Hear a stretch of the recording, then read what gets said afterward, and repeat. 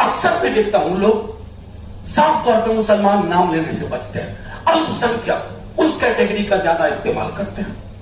खुल के बोलिए, खुल के बोलिए। आप लाग लपेट के साथ बोलने का टाइम नहीं है।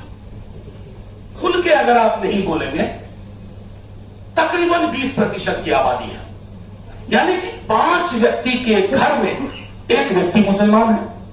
अगर मैं इसको थोड़ा अंकगणित में समझाऊं तो 5 बच्चे में से अगर 1 बच्चे के लिए, उसके दर्द के लिए आप नहीं सोच रहे हैं, नहीं देख रहे हैं, अब तो घर में खुद आग लगा रहे हैं।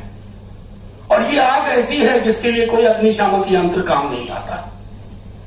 फिर हम सब बैठ करके कब्रिस्तान में बैठ करके कहेंगे कि ये क्या किया हमने अपने साथ, अपने देश के साथ।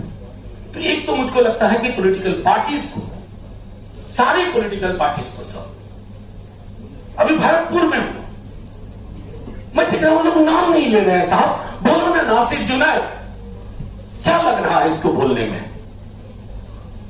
कोई फर्क नहीं पड़ेगा अगर आप ये समझते हैं कि इन मामलों में चुप्पी रख करके और एक soft version of Hindutva,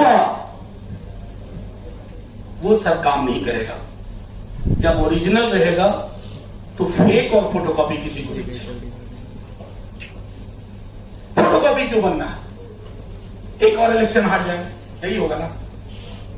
3 election लगातार हार जाएंगे, कम से कम देश तो नहीं हारेंगे ना। ये तो लगेगा ना कि 40, 42, 45% लोग अभी भी उस राजनीति के साथ नहीं है, खुल करके बोल रहे हैं। वो मादा, वो मिजाज मुझको लगता है तैयार करना होगा। और ये जो अक्सर नफा नुकसान वाली चीजों के कारण बहुत शाम की डिबेट क्यों जाना जरूरी है, मेरी पार्टी ने लगभग छोड़ दिया। क्यों जाए उस डिबेट में जिसमें, जैसा कि आपने कहा क्या कीजिए, सब कुछ पहले से तय है। और मैं तो अपने कई सारे मेरे मित्र हैं एंकर,